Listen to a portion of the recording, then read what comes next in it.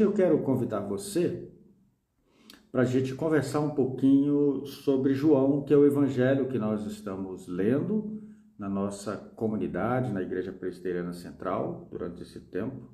E eu quero ler aqui com você mais uma vez, né, João capítulo 1, verso 1. Nós conversamos um pouquinho sobre isso na nossa igreja no domingo passado, mas eu queria voltar novamente nesse assunto para dar oportunidade àqueles que não chegaram aqui, ou melhor dizendo, aqueles que não tiveram a oportunidade de estar lá na igreja presencialmente, e também ter um pouquinho disso que nós estamos estudando, né? Então João, o evangelista João, ao escrever o seu evangelho, no capítulo 1, o verso 1, ele diz assim: no princípio era o Verbo, e o Verbo estava com Deus, e o Verbo era Deus. No princípio era o Verbo, e o Verbo estava com Deus, e o Verbo era Deus. Eu queria conversar um pouquinho com você sobre o Logos, porque a palavra verbo, né, aqui na nossa Bíblia, vem da palavra Logos, do grego. Algumas Bíblias já vão traduzir por palavra. Então, no princípio era o verbo, ou no princípio era o Logos, ou no princípio era a palavra. E eu gostaria de conversar com você um pouquinho sobre esse Logos da cultura grega, o Logos dos gregos, da cultura helenística, e o Logos dos cristãos.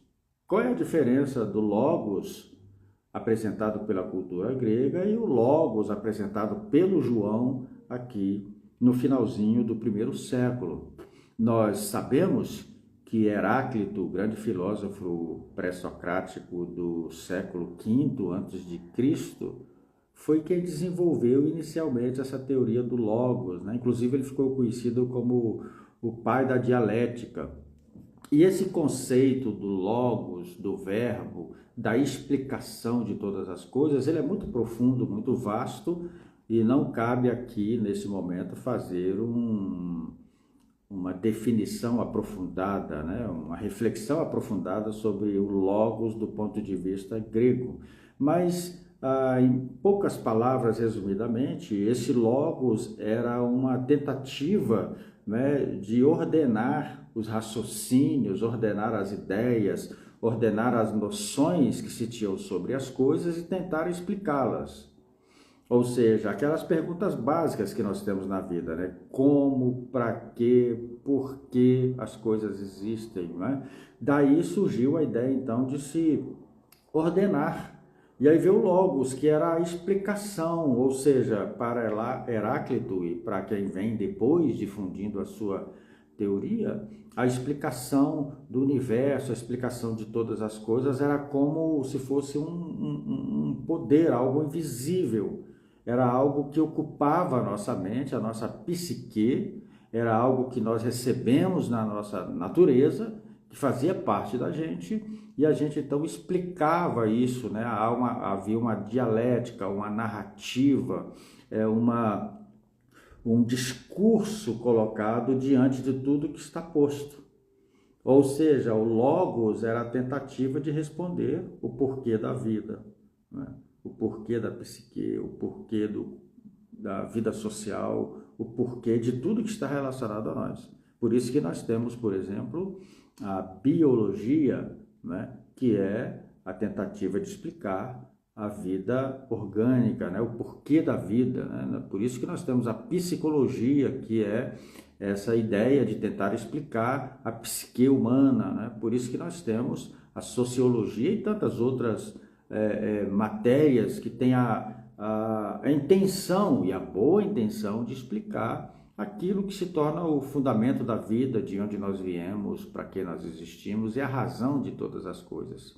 Então, o Logos grego era essa formulação dialética, e conforme o Heráclito e todos os expositores posteriores dessa doutrina, desse ensino, essa era a natureza que estava em mim, né, em você, como ser humano, estavam em nós do ponto de vista de uma formulação, de uma narrativa, de um discurso, né? É aquilo que faz parte da nossa natureza. E aí vem o João, e o João então vem trazer o logos cristão, que é diferente do logos grego. O logos grego é um logos impessoal, conquanto ele esteja em mim, mas ele é apenas discursivo. O João vem trazer então o logos, que é o logos pessoal, que ele vai dizer, no princípio era o verbo, e o verbo estava com Deus. Então, ele vem dizer que há um logos que é acima do logos grego. E para ir antecipando aqui a minha fala, ele está dizendo Jesus, que ele vai falar sobre Jesus, o Cristo, ele é o logos dos logos, é o logos que está acima de todos os logos. E o João está dizendo que esse logos é Deus, ou seja, que ele é uma expressão absoluta, ele é uma expressão máxima. E também João está tanto falando do ponto de vista helenístico, quanto ele está tentando falar do ponto de vista divino, porque Deus, ao se manifestar à humanidade, Deus precisava conversar com a gente dentro do nosso linguajar. Deus precisava conversar com a gente a partir da nossa condição. E aí João vai dizer que Deus, então, é o verbo que está presente antes de todas as coisas, que vai dizer que todas as coisas foram criadas por ele, ou seja, o logos que João está apresentando é um logos anterior ao logos que o Heráclito havia apresentado, é um logos superior, absoluto. E aí Deus, sendo absoluto em todas as coisas, para se comunicar com os seres humanos, né, que não são absolutos, precisava de uma linguagem, de uma palavra, de uma forma. E aí o João chama esse o Logos, o Deus que vai se manifestar. E aí é onde o João vai completar, no verso 14 do seu texto, que ele vai dizer, e o verbo, e o Logos se tornou carne e veio habitar entre nós. Então, para a cultura grega, para a cultura helênica, esse foi um passo além de todas as coisas. Esse foi um passo muito distante daquilo que o ser humano havia chegado. Porque esse logos, essa explicação universal e pessoal que estava distante, agora se tornou gente, se tornou carne e veio habitar entre nós. E aí foi chocante. Aí o pessoal falou, opa, João, aí você foi demais. Mas é isso que o João está dizendo. Porque Deus queria comunicar, Deus queria se revelar, Deus queria proclamar a sua bondade, a sua verdade. Deus quer se revelar e proclamar aos seres humanos os seus propósitos, os seus desígnios e a sua vontade. E ele vai se revelar. E como ele se revela? Como logos, como uma palavra entendível, uma palavra visível, uma palavra encarnada, uma palavra que é como nós, uma palavra que sente, que anda, que caminha, que se cansa, que dorme, que acorda, que morre, que vive, que trabalha. Essa palavra, Deus se tornou em Cristo Jesus a palavra dele entre nós, nessa comunicação verdadeira. É por isso que o João, quando ele diz também sobre o Logos, a verdade, porque o Logos é a verdade, ele cita a fala de Jesus quando Jesus diz, e conhecereis a verdade, e a verdade vos libertará. Porque no Logos helênico, no Logos grego, o verbo, esse logos, essa palavra é um discurso, é uma narrativa, é uma compilação de ideias. No logos cristão, a palavra é carne, é gente, é uma pessoa. Essa é a grande diferença do logos grego para o logos cristão. O logos grego é uma ideia, é um pensamento, é uma narrativa. O logos cristão, o logos dos cristãos é uma pessoa. Essa pessoa é Jesus Cristo. Por isso que quando nós citamos e conhecereis a verdade e a verdade vos libertará, nós estamos dizendo o seguinte: e conhecereis a Cristo Jesus e Cristo Jesus te libertará. É isso que nós estamos dizendo. E conhecereis a Cristo, que é o Logos eterno de Deus, e conhecereis a palavra eterna de Deus, que está na pessoa de Jesus Cristo, e essa pessoa te libertará. Então Jesus é o Logos dos Logos, é a explicação de todas as coisas, é ele a verdade encarnada de todo o conhecimento. Por isso que o apóstolo Paulo vai orar e pedir ao Senhor para que nós sejamos cheios do conhecimento dele, que nós conheçamos a profundidade, a largura, a altura do conhecimento dele, porque isso é que vai libertar, isso é que vai trazer vida, isso é que vai trazer a vida abundante, integral, eficaz para todos nós.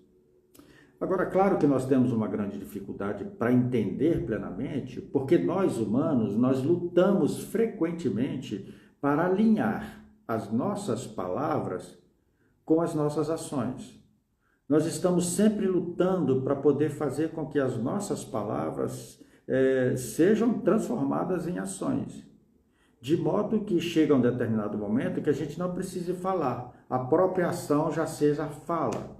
E essa é uma grande luta que nós enfrentamos. Mas Deus não, na sua totalidade, na sua integridade, Deus na sua fidelidade e na sua lealdade, ele é a palavra integral. Não há atividade nenhuma falada do Filho de Deus, de Cristo Jesus, o verbo, logos, a palavra, não há nenhuma atividade falada que seja distorcida com a ação. Entende? Não há, ele é integral, ele é totalmente verdadeiro, ele é totalmente fiel, completo dentro de si mesmo. Então, ele está presente. E aí o João está dizendo que o que Deus tinha a nos dizer não era apenas o que Jesus falou. Então, o que Deus tinha a nos dizer não era apenas o que Jesus falou ou fala, mas é o que Jesus fez e faz, porque o Verbo se tornou carne e habitou entre nós. Às vezes nós não vemos, muitas vezes nós não vemos o Verbo, o Logos, mas ele está agindo, mas nós podemos perceber a sua ação entre nós. E eu encontrei aqui uma frase de Mark Twain, que é um conhecido filósofo, que ele diz o seguinte, que a diferença entre a palavra certa e a palavra quase certa é a diferença entre um relâmpago e um vagalume. Eu vou ler de novo para você entender. Diz assim, a diferença entre a palavra certa e a palavra quase certa é a diferença entre um relâmpago e um vagalume. E aí eu trouxe para essa nossa reflexão. A diferença entre o logos grego e o logos de Deus é quase essa, entre o relâmpago e o vagalume, ou muito maior. Volto a repetir, o logos grego é um conhecimento, é uma assertividade de narrativas, de conhecimento. Eu não estou dizendo que isso é ruim, isso é importante, isso é muito bom. Mas o logos que o João está apresentando agora no seu evangelho, no princípio era o logos estava com Deus e o logos é Deus. Esse não é impessoal, esse não é uma narrativa, esse não é apenas um conglomerado de ideias, por mais importante que seja. Esse logos é uma pessoa. E o logos se tornou carne e habitou entre nós, cheio de graça e cheio de verdade. Agora, o que isso tem a ver diretamente comigo e com você que está aqui agora participando, tanta gente que chegou aí depois, Deus abençoe a todos vocês que chegaram. A grande questão é que quando nós lemos Gênesis capítulo 1, a Bíblia nos diz que havia um caos. E esse caos foi ordenado pela palavra. Aquilo que era o caos foi transformado e tudo se tornou belo, de tal modo que Deus diz que tudo que foi criado era muito bom. E tudo isso aconteceu por causa da palavra, o que se fez no princípio. E João então vai repetir, no princípio era o verbo, a palavra, o logos, a palavra que ordena, a palavra viva, a palavra de Deus, a palavra pessoal de Deus em Cristo Jesus, revelada em Cristo Jesus, que nos proclama, nos convida a sair do caos. A palavra manifestada na pessoa de Jesus, que recebida pela fé no coração, transforma trevas em luz, tira o indivíduo do caos, tira a pessoa do inferno, tira a pessoa das realidades terrenas e carrega-o para essa nova comunhão, para esse novo ambiente, para essa nova vida em Cristo Jesus.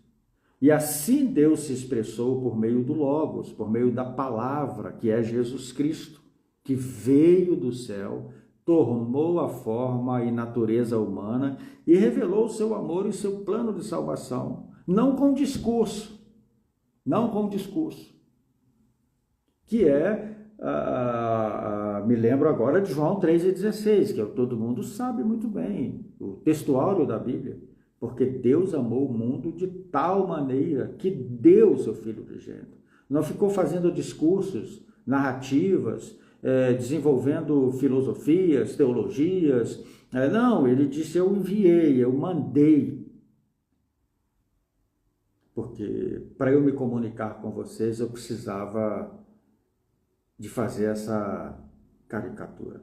É o Martinho Lutero que diz uma coisa interessante. Ele diz que nós, seres humanos, usamos máscaras para nos esconder, para maquiar as nossas imperfeições. E ele diz que Deus também usa máscaras, mas Deus usou máscaras para poder se revelar. Que a sua revelação é tão grande, tão profunda, que ele teve que usar máscaras para não nos destruir e poder nos ensinar e poder nos levar ao fundamento da verdade. Então, o que o João está dizendo é que o logos grego é importante, porque se você precisa saber sobre arqueologia, você tem que estudar a partir do logos.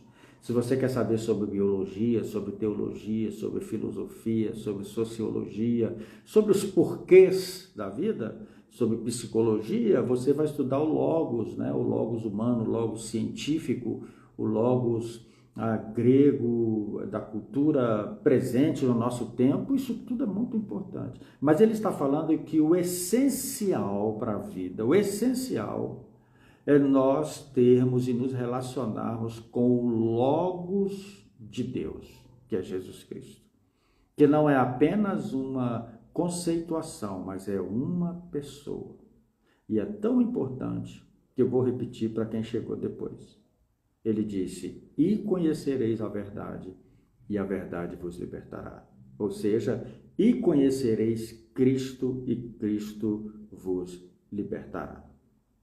E essa relação com o Logos de Deus, esse que veio dos céus, é um relacionamento. O Logos de Deus não é um amontoado de letras. O Logos de Deus não é um amontoado de palavras, de sons, de fonemas. O Logos de Deus não é a junção de uma série de sílabas ou letras. O Logos de Deus é uma pessoa. E João diz, o essencial da vida é nos relacionarmos com esse Logos. E para nos relacionarmos com uma pessoa, é essencial que a gente confie nessa pessoa. Eu só me relaciono com a minha esposa porque eu confio nela e vice-versa. Você só se relaciona com um amigo, com um parente, com um conhecido, com alguém, porque você confia nessa pessoa. E esse é o chamado do Evangelho. Crê no Senhor Jesus Cristo, confia no Senhor Jesus Cristo. E essa é a razão por qual João escreve. Ele diz lá no seu Evangelho, capítulo 20, verso 31, ele diz: tudo que eu escrevi para que vocês creiam que Jesus é o Cristo e, em crendo, tenham vida em seu nome. E o desejo do meu coração é que você também se relacione com esse Logos divino, que você transcenda o Logos do conhecimento, que você transcenda o Logos apenas da racionalidade, que você transcenda o Logos apenas da cognição e que você se aprofunde no Logos da relação com o divino, da relação com o Pai, da relação com o Cristo, que é a vida eterna para todos nós. Entrega o teu caminho ao Senhor, confia nele e o mais ele fará.